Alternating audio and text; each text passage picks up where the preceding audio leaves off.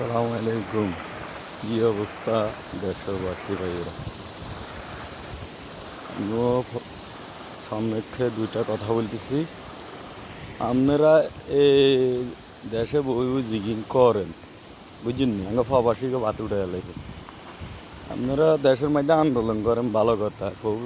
আপনারা সৌদির বাসারে লই টেস্টিং আজে বাজে সাফাই, এগুলো তো আগে প্রবাসীর ক্ষতি করতেছেন রে ভাই।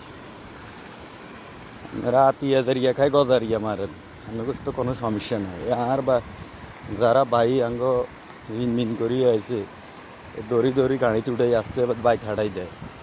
হ্যাঁ, আপনারা বুঝেন না কে ভাই? এগুলো করিয়েন না।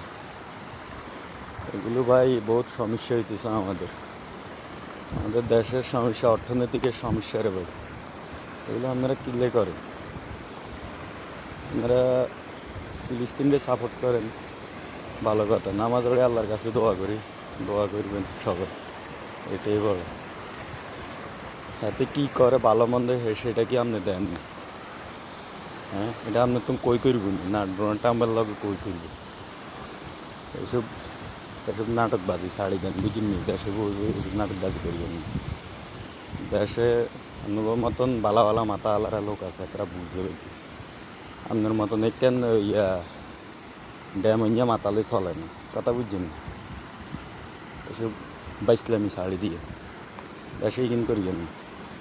আমরা যারা প্রবাসে বছরকে বছর আমরা কষ্ট করি, আমরা কখনো তো দেশে যাইলে আমরা কোনো আন্দোলন আমরা জানি আমরা প্রবাসী, আমরা টাকা রুজি করতে হবে। আমরা দেশের অর্থনৈতিক উপর দিকে উঠাই, আর আপনারা হিড নিচের দিকে নাম ইন করিয়েন না, অনুরোধ রইল।